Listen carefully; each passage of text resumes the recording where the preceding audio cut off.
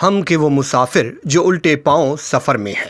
انتخابات کے نام پر چنتخابات اور عوام کے نام پر خواص کے فیصلے 75 برسوں کا قصہ ہے، کوئی نئی بات نہیں۔ برسا برس سے سیاست مخالف بیانیہ کسی کام تو آیا۔ 75 برسوں میں سیاست دانوں کے خلاف ذہن سازی نے اعتبار اور معیار دونوں کو نقصان پہنچایا ہے۔ اب جو بت تراشا ہے وہی پوجا جائے گا۔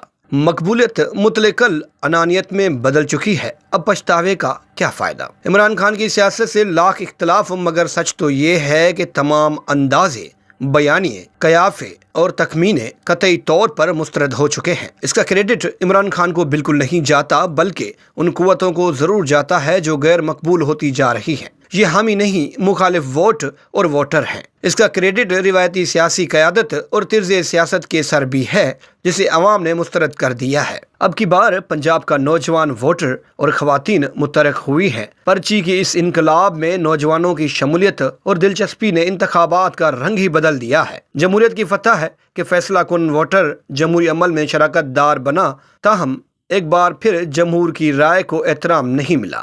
عوام نے عام انتخابات میں فیصلہ سنایا ہے۔ فیصلہ ساز حیران اور پریشان ہیں کہ لاکھ جتن ہارے، ہینگ بھی دیا، لیکن رنگ پھر بھی نہیں آیا۔ نون لیگ بند کمروں سے نہ نکلی۔ نواز شریف جس پاسبل مشن پر آئے وہ مشن امپاسبل بن گیا۔ مزاحمت کی بجائے مفاہمت، نظریے کی جگہ مصلحت اور بیانیے کی جگہ سمجھوتے کو ملی۔ 21 اکتوبر کے بعد جنوری کے تیسرے ہفتے میں انتخابی مہم کا آغاز، اور وہ بھی بیانیے کے بغیر۔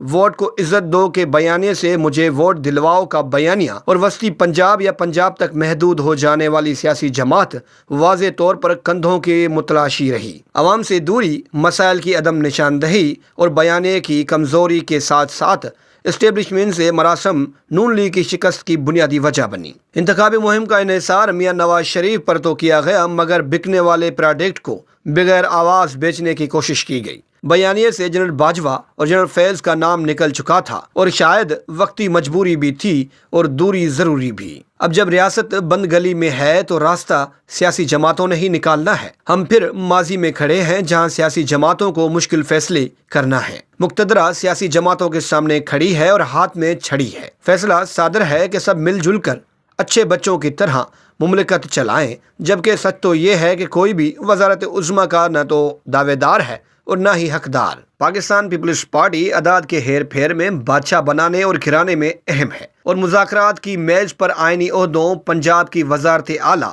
بلوچستان کی حکومت کے پتے پھیلائے بیٹھی ہے۔ وفاق میں وزیر اعظم کو ووٹ دینے کے علاوہ قطعی طور پر حکومتی عہدوں کے حصول میں دلچسپی نہیں رکھتی۔ نون لیگ پنجاب حکومت بنانا چاہتی ہے، جبکہ بلوچستان اور خیبر پختونخوا کی کانفرنس جماعتیں خود کو دیوار سے لگا محسوس کر رہی ہیں۔ تحریک انصاف نہ اقتدار میں دلچسپی لے رہی ہے اور نہ ہی مقتدر ان سے بات کرنے کو تیار ہے۔ خیبر پختونخوا میں تحریک انصاف ابھی سے جلوہ دکھا رہی ہے اور صوبے کی پولیس قیادت کو دھمکیوں کا آغاز ہو چکا ہے۔ البتہ تحریک انصاف کی جیل سے باہر قیادت آگے بڑھنا چاہتی ہے، یہ محسوس کرتے ہوئے کہ اب اس سے زیادہ محاذ آرائی ممکن نہیں۔ کیا ہی اچھا ہو کہ سب جماعتیں اب ایک میز پر بیٹھیں۔ عمران خان انکاری ہوں تو بھی ان کے نمائندوں کو میز پر لایا جائے۔ سیاسی عدم استحکام معاشی استحکام کی ضمانت بھی ہے جو دستیاب نہیں ہے۔ کیا حکومت سازی سے قبل سیاسی جماعتیں میثاق معیشت کی راہ ہموار کر پائیں گی؟